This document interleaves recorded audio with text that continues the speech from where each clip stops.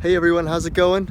This is the Celica guy, and today is a very special day for me personally because I'll be bringing you my very first car review ever, and it will be of my 2000 Toyota Celica GT. So starting off here with the exterior. The exterior finish is carbon blue metallic. It's pretty rare actually. I've only seen one or two other Celicas with this color. You can see the blue shade right here. Pretty good. It's very nice. From far away it looks like black, but it's not. It's a deep blue. So you can see the Celica is a two-door coupe body style. There you can see the blue color pretty well. I'm filming with this my phone, so I don't have any stabilizer or anything, so it's not, it might be pretty shaky. So you can see I have put these silver metallic Celica stickers here. It's not really a sticker, it's more of a decal. So that gives it a nice finish. The finish I was going with was sort of a dark blue and silver look. So you can see the silver's on there. It's got silver wheels. Sorry if there's wind noise. It's sort of windy where I am. There's the other side here. So you can see on the hood it has a hood vent. Not exactly sure if it's functional, but under the hood it looks decently functional. This car has stock Toyota 15-inch wheels, drum brakes in the rear, and disc brakes with calipers in the front.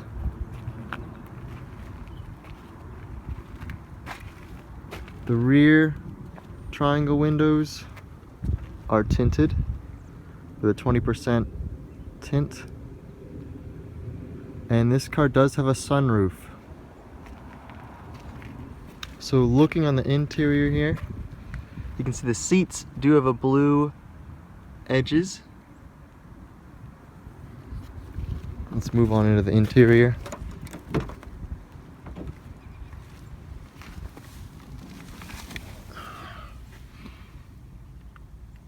So this was a standard Toyota radio. I've put my own Pioneer Delta head unit with a USB cable.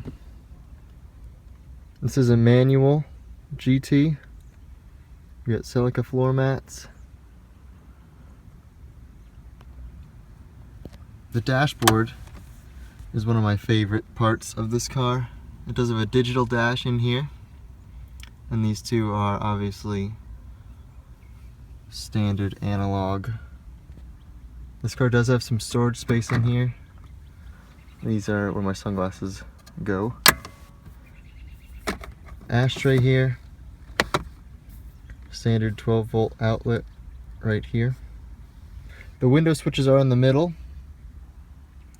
Toyota wanted to save money, so they put the window switches in the middle along with the lock switch.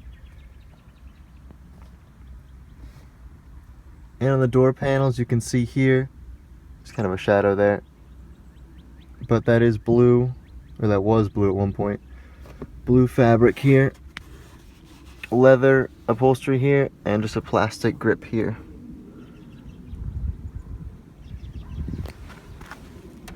As for back seat room, there's not much. It is a coupe style, so there are two small back seats here. Not really good for large people, but they do fit. And you can see the sunroof opening here. So let's hop back in the car and start it up, listen to it from the inside.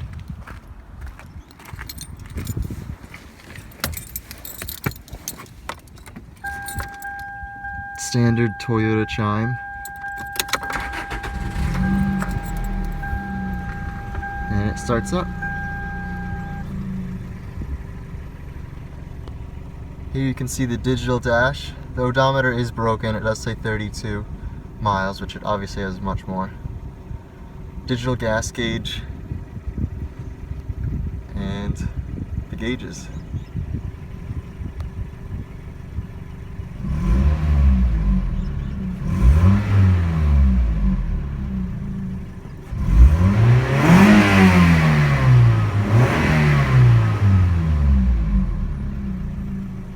that 4-cylinder engine rev.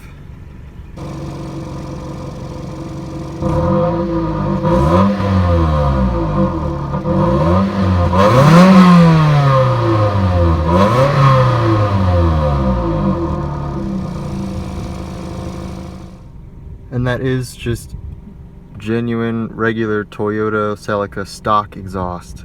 So there was no modifications on my part as an exhaust system. That was stock sound.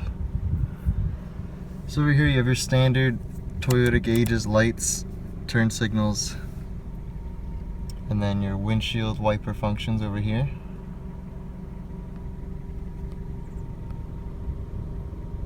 Rear visibility in this car is really good actually. You can see out that back window perfectly fine. Sides, plenty. Back corner is not too bad. Front windshield, you have plenty of visibility. Sides once again, and the rear is not too bad. Taking a look under the Toyota Celica hood. Just a standard Toyota engine compartment, nothing really special under here. We have the VVTi 1ZZ 16 valve Celica engine, 1.8 liter 4-cylinder, no turbo or anything here. This is the GT version, so it can achieve horsepower up to 140. The GTS version can reach up to 180 horsepower. Not too sure about the 0 to 60 times or quarter mile or anything. This isn't anything special, it's just a 4-cylinder car. But I've always liked the cleanliness under the Toyota hood in the engine compartment. Very clean, very organized, not too messy or anything like some American car makers around this time, around 2000. But very neat. Let's move into the trunk.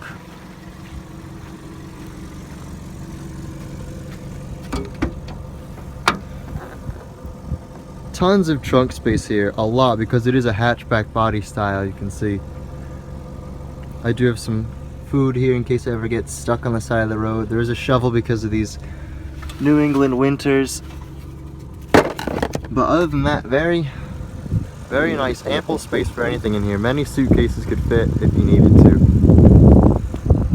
So let's close that back up.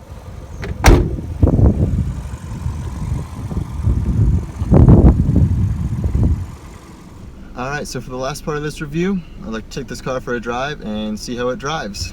Of course, I know how it drives because this is my daily driver car, but to show you guys how it drives, let's go for a spin. Alright, so starting off here, this car is a manual. I said that in my last video, but I personally love the manual. It's very fun, makes driving much more engaging. These roads are horribly bumpy, so please forgive the camera shakiness in the car. And you can hear my keys jingling around too. Got a speed bump right here. But this is an older car, and it is made to feel very sporty, even though it is a 4-cylinder. So the suspension is very stiff, so those speed bumps you can see were very bumpy, very abrasive. Plus these roads are just downright terrible where I live, so it's not the most pleasant sometimes, but it's worth it.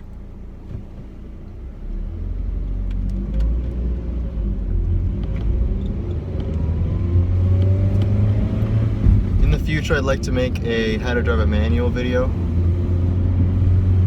but not at this point. See if we can get a little bit of acceleration here.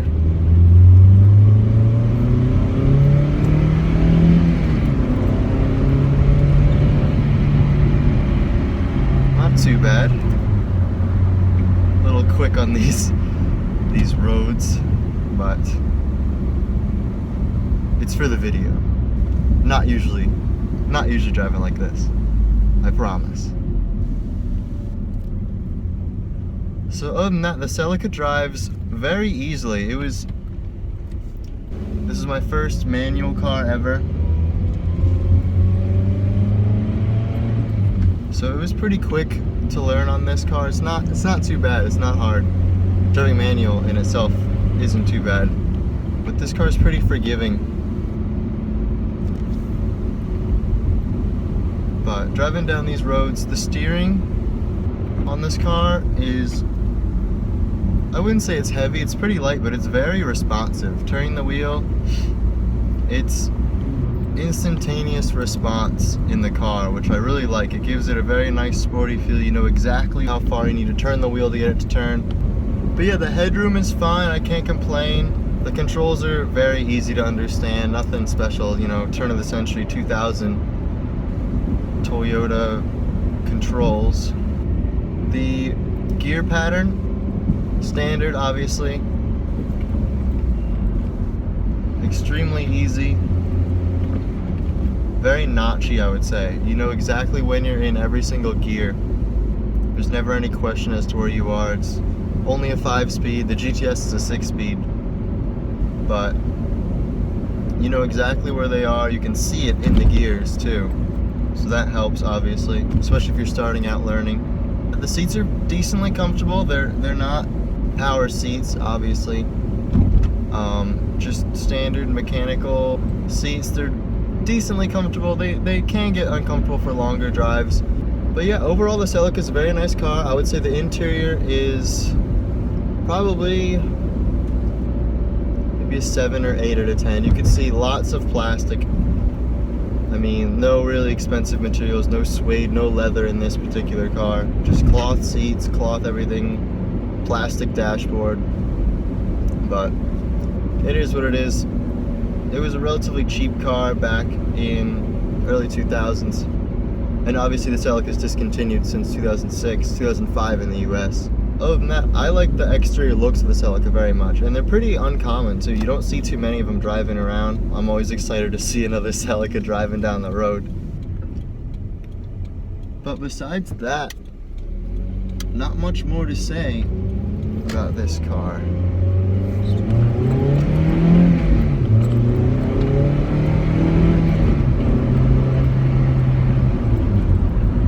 Last little acceleration for the video.